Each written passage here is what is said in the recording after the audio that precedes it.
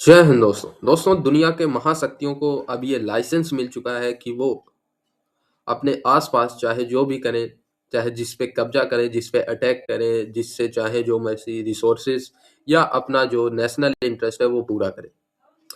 रूस ने यूक्रेन में किया, अमेरिका ने वेनेजुएला में, चाइना अब ताइवान पे करने जा रहा है। क्या भारत बांग्लादेश पे करेगा या पाकिस्तान पे करेगा, ये क्वेश्चन है हमारा।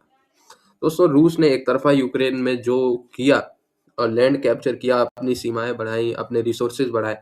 हालांकि रूस का लॉस हुआ, जन जान और माल का नुकसान हुआ रूस का।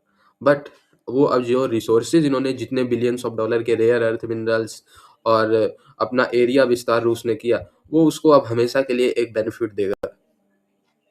ठीक है, इसके बाद वेनेजुएला में जो अमेरिका ने की, वो अमेरिका को बेनिफिट देगा। और अमेरिका ने ये लाइसेंस दे दिया भारत और चाइना को कि भाई आपको भी जो करना है अपने रीजन में आप कर लें।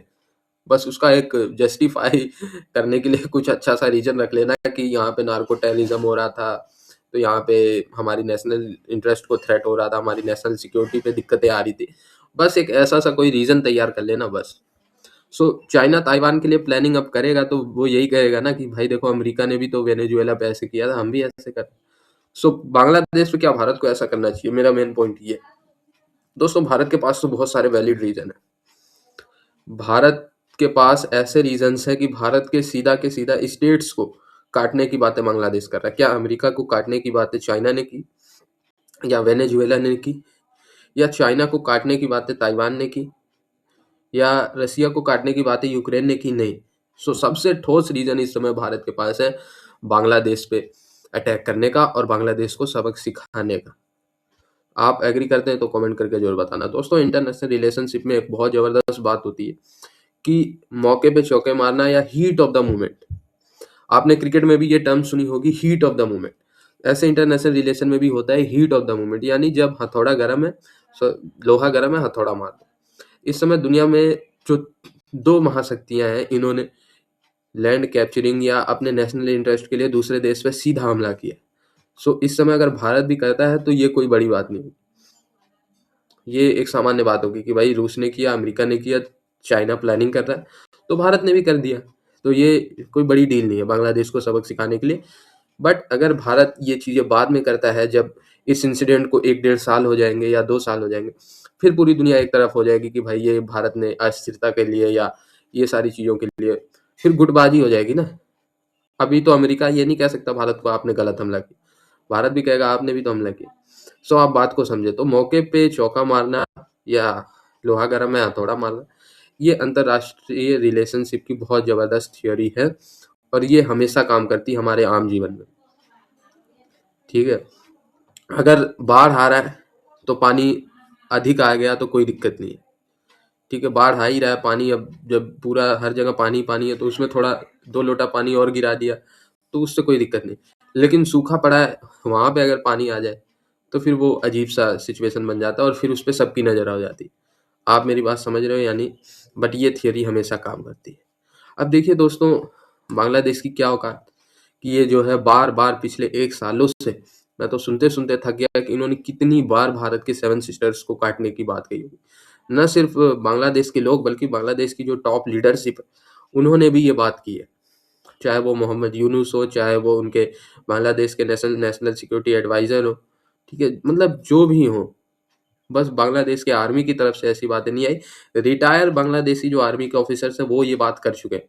बट करंट बांग्लादेश की आर्मी को छोड़ के बाकी सब ने बांग्लादेश में, भारत की तरफ से कभी बांग्लादेश को काटने की बातें होती ही नहीं। होती भी हैं तो बहुत कम होती। बस जवाब में कोई धमकी के जवाब में बोल दिया सो बोल दिया। तो ये चीजें भारत को अपनी स्ट्रेटेजिक पोस्चरिंग करनी बहुत जरूरी है। स्ट्रेटेजिक पोस्चरिंग मतलब दोस्तों कि खित्ते में अपना असर रसूख और अपनी जो मतलब पोजीशनिंग है अपने आप को, जैसे अब कोई बंदा जो बलवान होता है वो अपनी मसल फ्लेक्स करता है, बॉडी दिखाता है, पोस्चरिंग करता है। इसी तरीके से अगर कोई उससे, फिर वो उसके आसपास जो लोग होते हैं ना, उससे फिर डर जाते हैं कि भाई इससे पंगा नहीं लेंगे, इसके डोले देखो, इसके मसल देखो, ये कहीं 2-4 घूंसे मार देगा तो हमारी क्या। इसी तरीके से जो बड़े देश होते हैं, पावरफुल देश होते हैं, वो अपनी स्ट्रेटेजिक पोस्चरिंग करते हैं। और भारत, बहुत दुख के साथ कहूंगा, स्ट्रेटेजिक पोस्चरिंग नहीं करता। भारत के पास कितना भी पावर हो, जो भी हो रिसोर्सेस हो, भारत उसको जो है दिखा के दूसरे देशों को डराता नहीं है। जब भारत दूसरे देशों को डराएगा नहीं तो फिर ये ग्रांटेड ले लेते हैं। फिर ये भारत को फिर कहते हैं यार इनकी क्या ही औकात है। ठीक है। अभी भारत जितना पावर दुनिया में किसी और देश का होता ना तो वो फिर तिगनी का नाच नचा रहा होता पूरी दुनिया को। ठीक है। यहाँ तो हम एक नेपाल और बांग्लादेश और मालदीव को ही उस तरीके से डील नहीं कर पा रहे। I hope you are getting my points. ठीक है। सो ये चीजें जो है भारत को देखनी होंगी।